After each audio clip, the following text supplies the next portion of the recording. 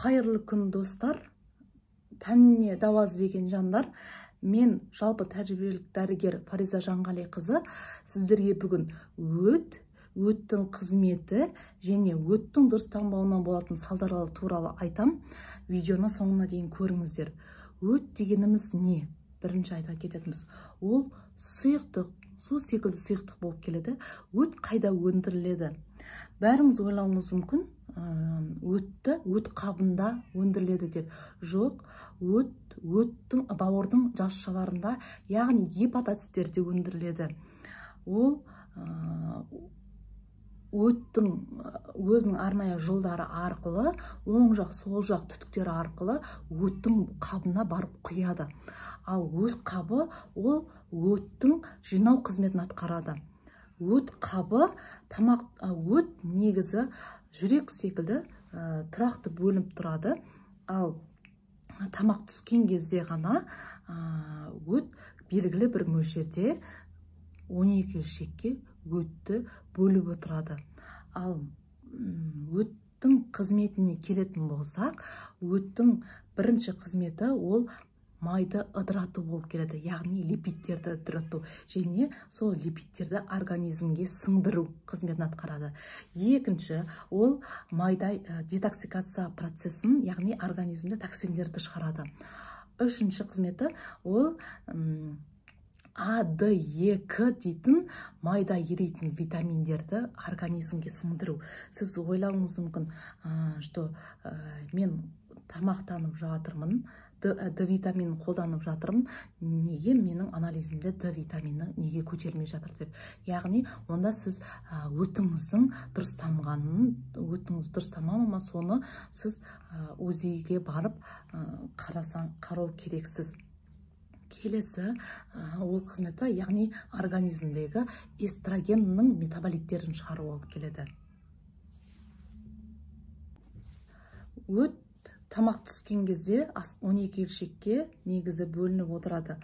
Қай кезде бөлінбейді 12 ішекке?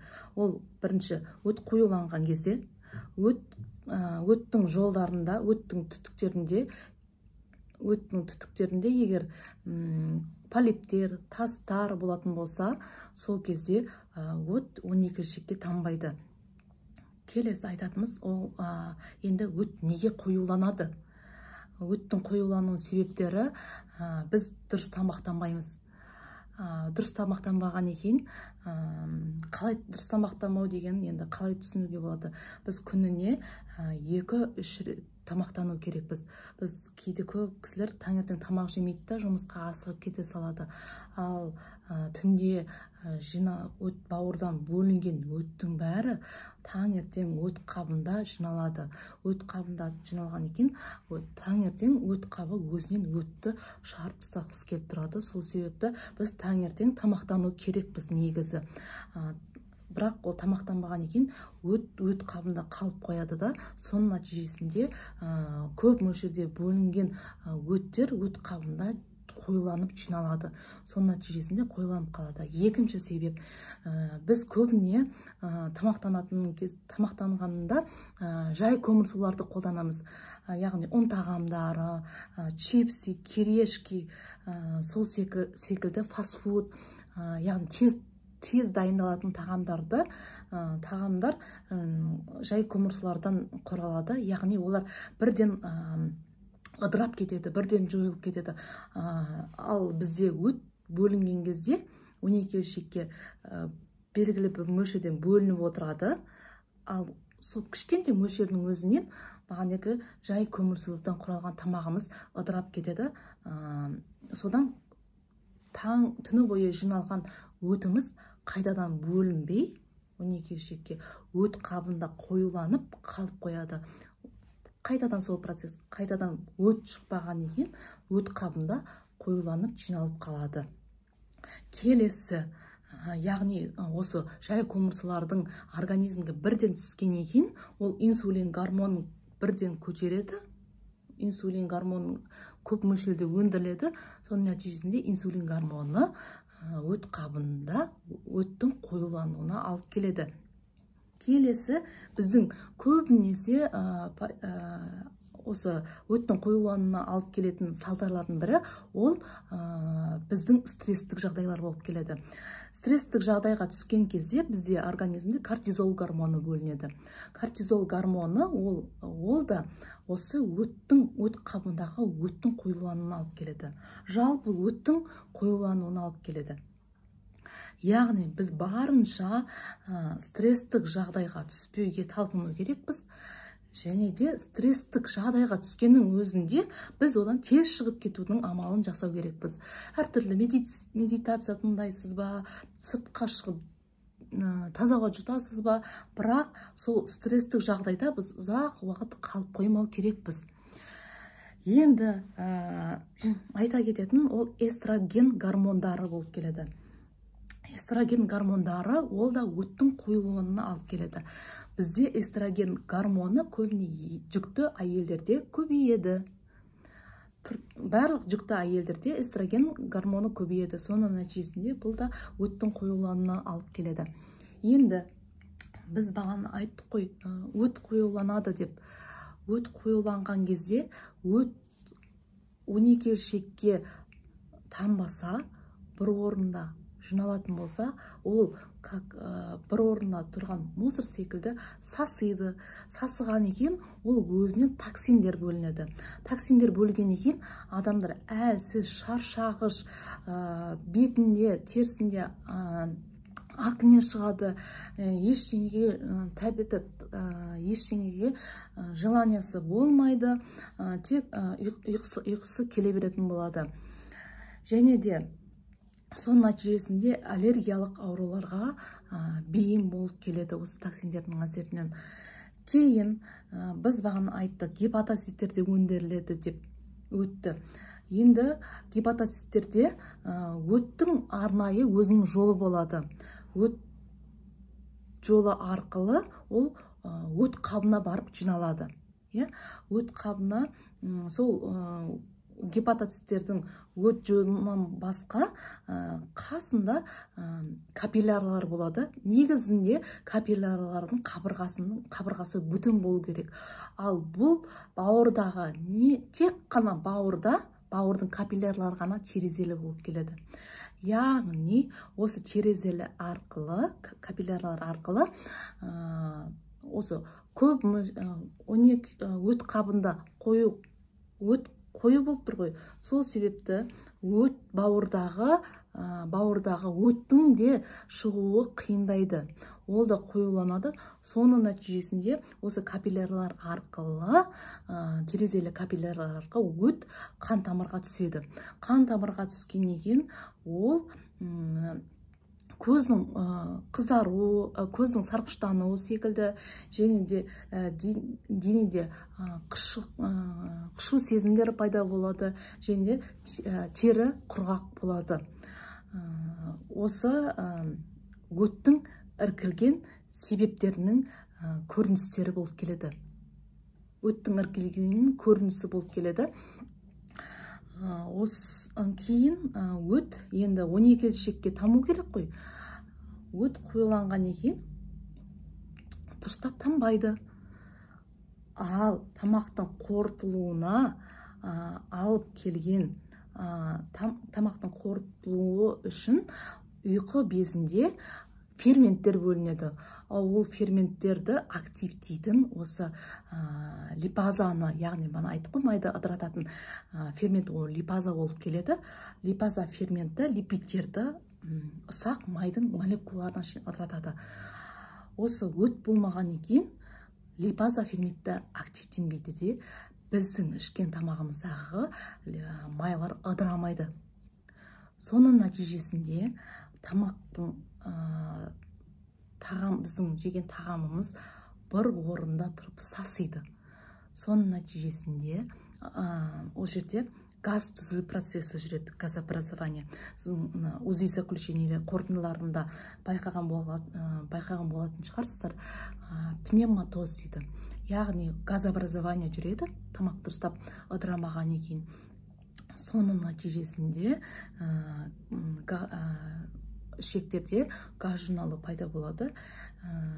Тамақ дұрыстап қорытылмағаннан кейін соның қалдықтарымен, тамақтың қалдықтарымен негізі ішекте біраз бөлігі қайтадан организмге сіңу керек.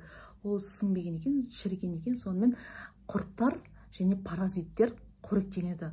Содан шыққан паразитоз, гельминтоз дейтін аурулар пайда болады.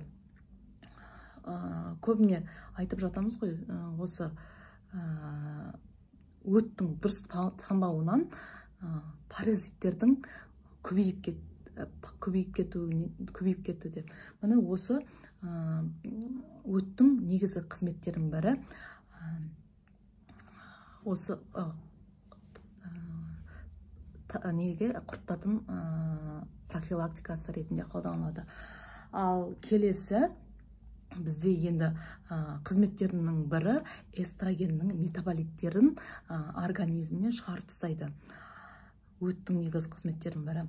Яғни соның нәтижесінде организмде миома, киста секілді аурулардың болдырмауға алып келеді.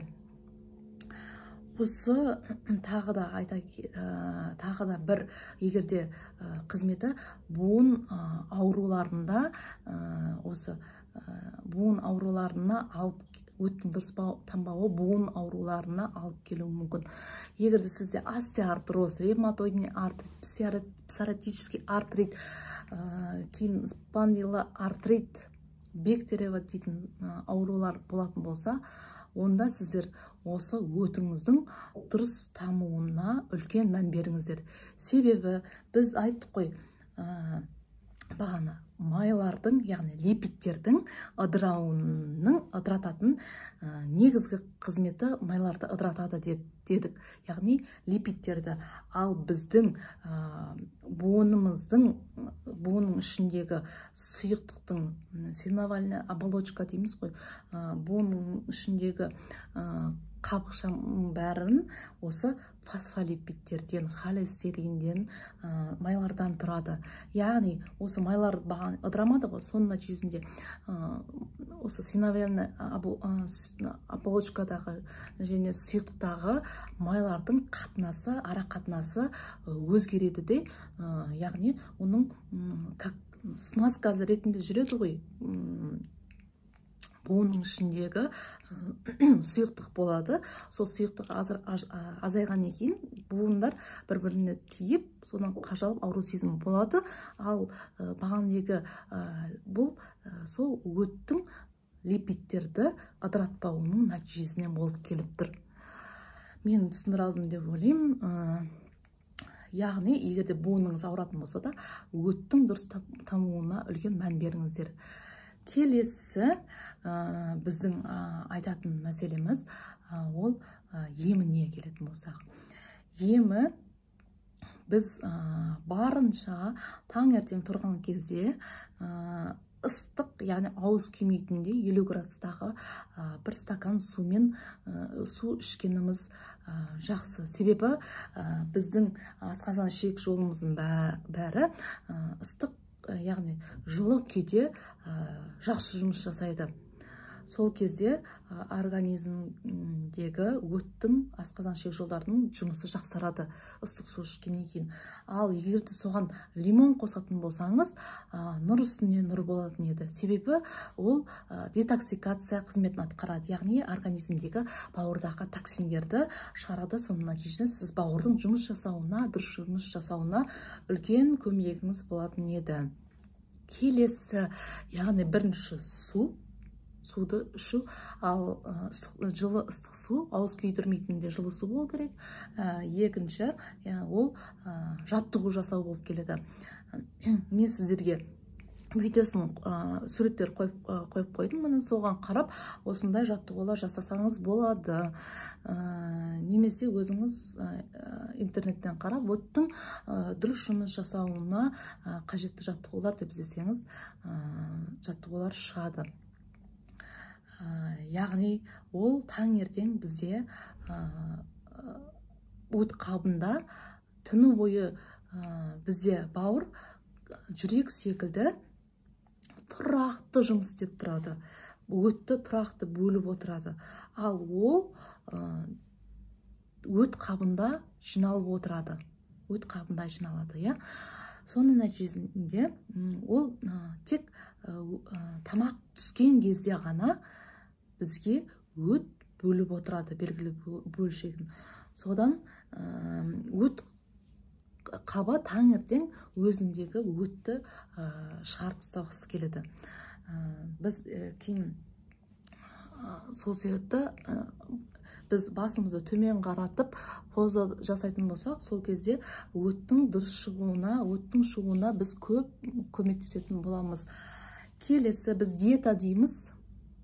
Диета дегенмен көбісі түсіну мүмкін, что май қолданбайтын майсыз диета деп ойлаймыз. Жоқ, қазір біз таңертең таңғы асқа дұрыс майларды қосқанымыз дұрыс. Дұрыс майлар дегеніміз ол жылқы майы, қойдың майы, яғни кәдімгі сары майымыз, бірақ 82,5%-тен жоғары майларды қолданамыз. Соның нәтижесінде біздің өтіміз көп мөлшерде шығады. Өт қабындағы өттің өзінің біраз өтті шығаруына сіз көмектесесіз. Сол майларды енгізу арқылы. Бірақ көп мөлшерде майды енгізуге де болмайды. Себебі көп мөлшерде майды енгізетін болсаңыз,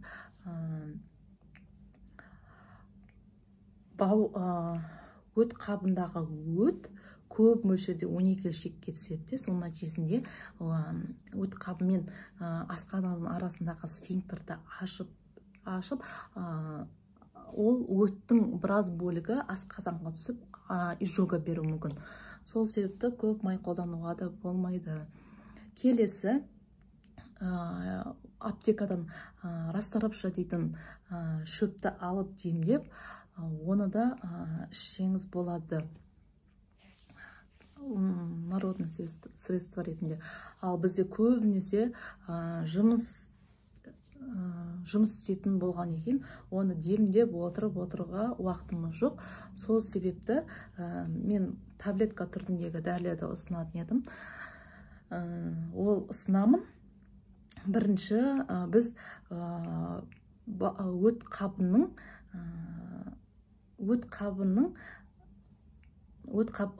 туралы айтатын болсақ, оның басында сфинктерлері болады. Ол сфинктері кейін ішінде өт болады, кейін оны айдау процесі болу керек.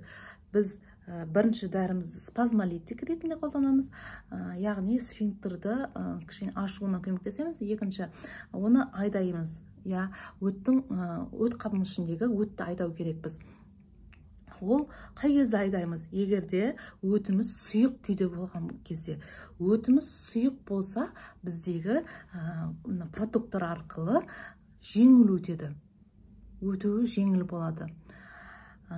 Егер маған көбіне айтып жатады, дәрігер қызым, маған осы 3 дәрі емес, 1 дәріні жазып берші, жақсы көмектесетін дейді. Жоқ, болмайды. Себебі ол мысалы баған айттым, сфинктерлер ашық болғанымен, егерде өтіңіз қою болатын болса, ол шықпайды. Ал егерде оны сфинктеріңіз ашылған, өтіңіз қою, бірақ оны кейде гипомоторлы дейтін өзі заключениеде көрген шығарсыздар. Сода яғни өт қабының бұлшықеттері баяу қызмет жасайды, соның нәтижесінде өтті айдамау мүмкін. Сол себепті біз осы 3 дәріні де қолданып ішу керекпіз. Егерде өтіміз дұрыстап жасасын десеңіз. Егер бұны көктемнің басқа айларында, яғни март-апрельде, және де күздің соңғы айларында, қазан-қараша айларында өтті айдау процесі, осы курсын қолдансаңыз жақсы. Ол 10-14 күнге дейін созылуы мүмкін, бірақ ол әркімде әрқалай. Мен бұл барлық информацияның бәрі сіздің сізге жалпы ақпарат болу үшін, бірақ бұл сіздерге осылай емдеңіз деп дәрігерсіз мен айтып тұрған жоқпын. Сізге бұл жалпы информация болу үшін. Ал осы спазмолитикті, өтті сұйылтатын дәріні және де қандай желчегонный өт айдайтын дәрілерді ішу қызық болса, мен сізге оны басқа видеода түсінікті қылып айтып беремін. Видео қызыққан болса, сіз лайк және комментарий жаза кетіңіз. Мен соған байланысты келесі видеоны шығарам. Және де өзіңіз қызыққан тақырыптар болатын болса, оны да жаза кетсеңіз болады. Мен соған байланысты видео түсіремін. Ал мен сіздермен оған қоштаспаймын. Келесі видеода кездескенше.